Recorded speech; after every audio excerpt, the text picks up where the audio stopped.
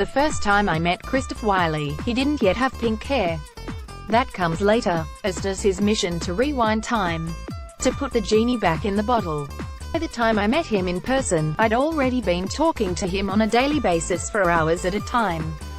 On the phone, he was clever, funny, bitchy, profound, intellectually ravenous, compelling. A master storyteller, a politiker, a data science nerd, Cambridge Analytica whistleblower. We spent $1 million harvesting millions of Facebook profiles video 2 months later. When he arrived in London from Canada, he was all those things in the flesh.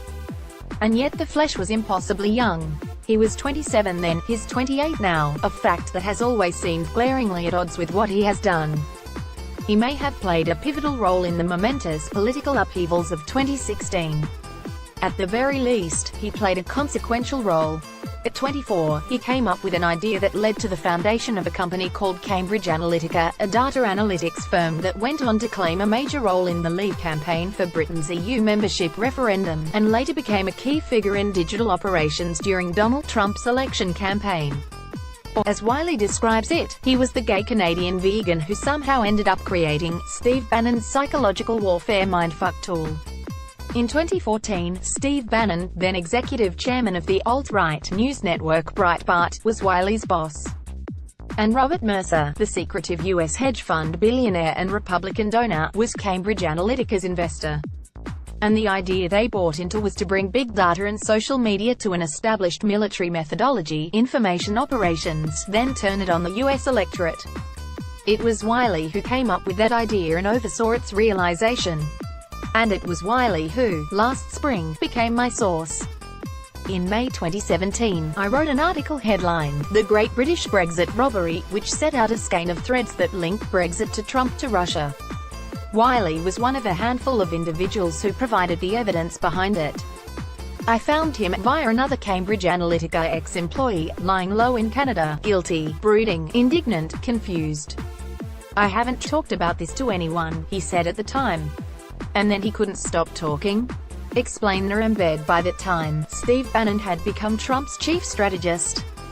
Cambridge Analytica's parent company, SCL, had won contracts with the U.S. State Department and was pitching to the Pentagon, and Wylie was genuinely freaked out. "It's insane," he told me one night. "The company has created psychological profiles of 230 million Americans. And now they want to work with the Pentagon? It's like Nixon on steroids." He ended up showing me a tranche of documents that laid out the secret workings behind Cambridge Analytica. And in the months following publication of my article in May, it was revealed that the company had reached out to WikiLeaks to help distribute Hillary Clinton's stolen emails in 2016. And then we watched as it became a subject of special counsel Robert Mueller's investigation into possible Russian collusion in the U.S. election. The Observer also received the first of 3 letters from Cambridge Analytica threatening to sue Guardian News and Media for defamation.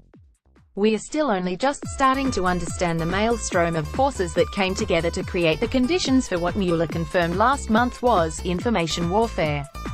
But Wylie offers a unique, worm's-eye view of the events of 2016. Of how Facebook was hijacked, repurposed to become a theater of war, how it became a launch pad for what seems to be an extraordinary attack on the US's democratic process. Wylie oversaw what may have been the first critical breach. Aged 24, while studying for a PhD in fashion trend forecasting, he came up with a plan to harvest the Facebook profiles of millions of people in the US, and to use their private and personal information to create sophisticated psychological and political profiles. And then target them with political ads designed to work on their particular psychological makeup. "We broke Facebook," he says. And he did it on behalf of his new boss, Steve Bannon. "Is it fair to say you hacked Facebook?" I ask him one night. He hesitates. I'll point out that I assumed it was entirely legal and above board. Last month, Facebook's UK Director of Policy, Simon Milner, told British MPs on a select committee inquiry into fake news, chaired by Conservative MP Damian Collins, that Cambridge Analytica did not have Facebook data. The official Hansard extract reads, "Christian Matheson, MP for Chester, have you ever passed any user information over to Cambridge Analytica or any of its associated companies?" Simon Milner, "No, Matheson, but they do hold a large chunk of Facebook's user data, don't they?" Milner, "No. They may have lots of data, but it will not be Facebook user data.